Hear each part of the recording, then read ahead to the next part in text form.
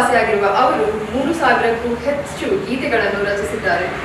ಗೀತೆ ರಚನಾಕಾರರಾಗಿ ತಮ್ಮ ಸಿನಿ ಪಯಣವನ್ನು ಶುರು ಮಾಡಿದ ಅವರು ಇಂದು ಚಿತ್ರ ನಿರ್ದೇಶಕ, ನಟ, ಸಂಗೀತ ನಿರ್ದೇಶಕ ಹೀಗೆ ಹಲವಾರು ರೀತಿಯಲ್ಲಿ ತಮ್ಮನ್ನು ತಾವು ಸುಮಾರು 20 ವರ್ಷಗಳಿಂದ ತೊಡಗಿಸಿಕೊಂಡಿದ್ದಾರೆ. ಅದು ಬೇರೆ ಯಾರೂ ಅಲ್ಲ, ಅದ್ಭುತ ಬಹುಮುಖ ಪ್ರತಿಭೆ ವಿ. ನಾಗೇಂದ್ರ ಪ್ರಸಾದ್. ನೀವು ಕನ್ನಡ ಚಿತ್ರರಂಗದಲ್ಲಿ ಬಹಳಷ್ಟು ಹೆಸರು ಮಾಡಿದಂತಹ ಕಲಾವಿದ ಹಾಗೂ ಸುಮಾರು 20 ವರ್ಷಗಳಿಂದ ನೀವು ಈ ಚಿತ್ರರಂಗದಲ್ಲಿ ತೊಡಗಿಸಿಕೊಂಡಿದ್ದೀರಾ. ಹಾಗಾದರೆ ನಿಮ್ಮ ಸಿನಿ ಪಯಣ ಹೇಗೆ ಶುರುವಾಯಿತು, ನಿಮ್ಮ ಬಾಲ್ಯ ಹೇಗಿತ್ತು ಅಂತ ಹೇಳಿ ನಮ್ಮ ವೀಕ್ಷಕರಿಗೆ ಹೇಳ್ತೀರಾ? ಸಿನಿ ಪಯಣ ಬಾಲ್ಯ, ಸಿನಿ ಪಯಣ ನಿಮಗೆಲ್ಲ ಗೊತ್ತೇ ಇದೆ. ಕೆಲಸ ಮಾಡ್ತಾ ಹೋಗ್ತಾರೆ. ಬಾಲ್ಯ ಎಲ್ಲರಂತೆ ತರಲೆ, ತಮಾಷೆ ಎಲ್ಲ ಇತ್ತು.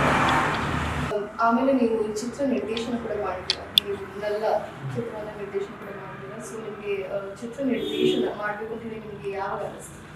ನಾನು ಫಸ್ಟಿಂದನೇ ಅನಿಸ್ತು, ನಾಟಕ ಮಾಡೋದೇ ನಾನು ಡೈರೆಕ್ಟ್ರು, ನಾಟಕದ ನಿರ್ದೇಶಕ ನಾನು.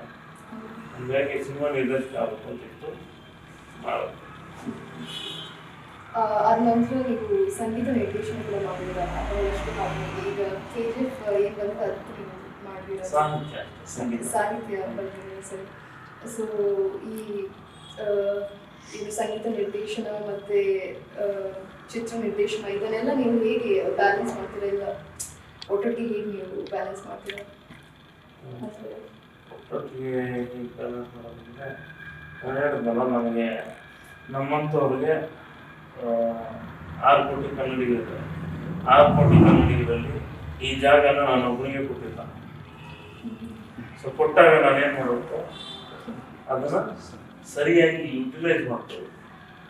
ಅದು ನಾನು ಅದು ಮಾಡಲ್ಲ, ನಾನು ಇದು ಮಾಡಲ್ಲ ಅಂದಾಗ ಎಲ್ಲ ಮಾಡ್ತಾರೆ. ಹಾಗಾದ್ರೆ ಈಗ ನೀವು ಮುಂದೆ ಏನಿದೆ ಅದು ಪ್ಲಾನ್ ಏನು ಮಾಡ್ತಾ ಇದ್ದೀರಿ ವೀಕ್ಷಕರಿಗೆ ಹೇಳ್ತಾರೆ, ಕಾಯ್ತಿರ್ಬೋದು ನೀವು ನೆಕ್ಸ್ಟ್ ಏನು ಮಾಡ್ತೀರಾ ಅಂತ? ಮುಂದೆ ಒಂದು ಸಿನಿಮಾ ಶುರು ಮಾಡ್ತಾರೆ. ಓಕೆ, ನಿಮಗೆ ಇವತ್ತಿನ ವಿ. ನಾಗೇಂದ್ರ ಪ್ರಸಾದ್ ಅವರೊಂದಿಗಿನ ಕಾರ್ಯಕ್ರಮ ನಿಮಗೆಲ್ಲ ತುಂಬಾ ಇಷ್ಟ ಆಯ್ತು ಅಂತ ಹೇಳಿ ನಾನು ಅನ್ಕೋತೀನಿ. ಅವರು ನಡೆದು ಬಂದ ಜೀವನ ಎಲ್ಲ ನಿಮ್ಗೆಲ್ರಿಗೂ ಇಷ್ಟ ಆಗಿದೆ ಅಂತ ಹೇಳಿ ನಾನು ಅನ್ಕೋತೀನಿ. ಮುಂದಿನ ಸಂಚಿಕೆಯಲ್ಲಿ ಮತ್ತೊಬ್ಬ ತಾರೆಯೊಂದಿಗೆ ನಿಮ್ಮೊಂದಿಗೆ ಬರ್ತೀನಿ. ನಮಸ್ಕಾರ.